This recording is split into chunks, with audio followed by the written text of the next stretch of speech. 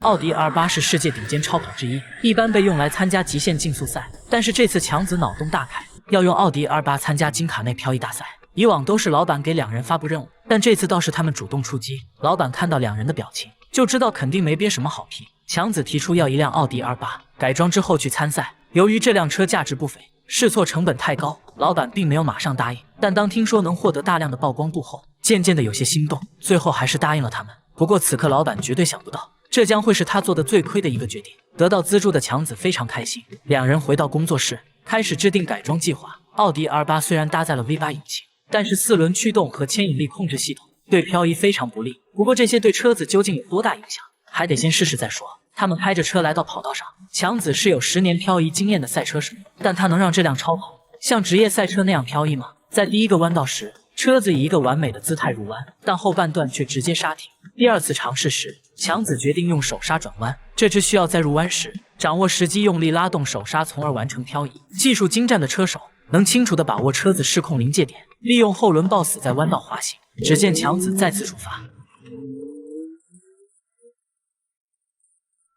他拉下手刹之后，竟然什么都没发生。看来需要对这个桀骜不驯的猛兽进行一些必要的修理。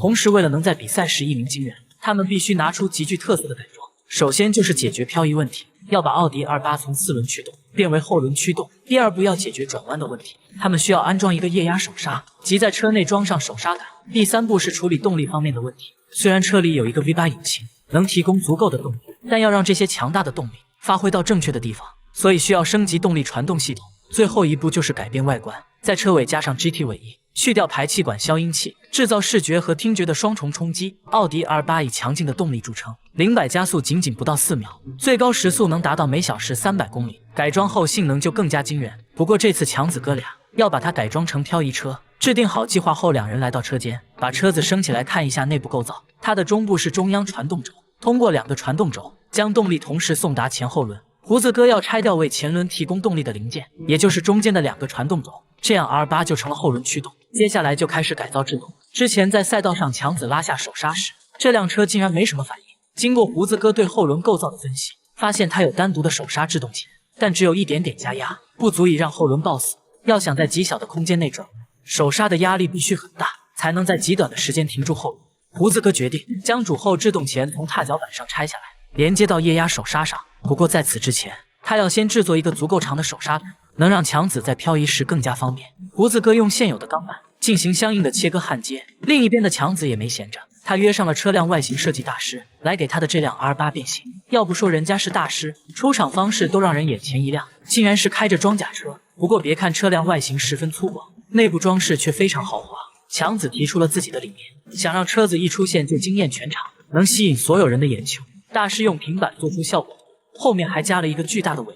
两人讨论正欢时，老板突然打来电话，他让强子注意一点，车子的设计不要太夸张，尽量保持优雅的形态，颜色上采用黑白银搭配。但强子只是嘴上答应，并没有同意老板的想法。回到胡子哥这里，刹车方面已经改造完成，他要开始第3步的改装，升级离合器、差速器，并且保养一下变速箱，确保传动系统能承受这种强度。他给车子装了一个顶级离合器，确保引擎到轮胎的动力传送能够瞬间完成。然后还要换上强化后的差速器，有了这玩意儿的存在，后轮就能以不同的速度转动，尽量提高内侧车轮转速，会更方便漂移。但当胡子哥要去安装时，发现包裹里的差速器竟然漏发了。眼看比赛将至，他们只能再等5天。你见过用奥迪 R8进行漂移的吗？眼前这辆车经过了特殊的改造，变成了后轮驱动的漂移车。虽然它现在很帅，但是改装过程却一波3折。之前后差速器延迟了5天才收到货，胡子哥拿到后赶紧组装，现在只剩下最后一个步骤，那就是外观改造，换上亮眼的颜色，制作新的排气管，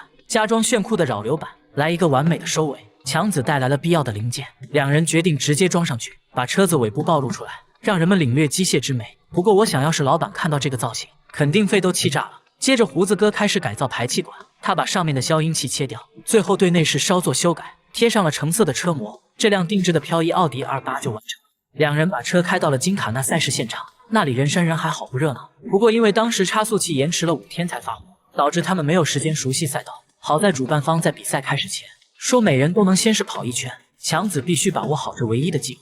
虽然是试跑，但是那巨大的轰鸣声和炫酷的外表仍然吸引了所有人的眼球。可惜他帅不过3秒，在一个弯道处停摆了。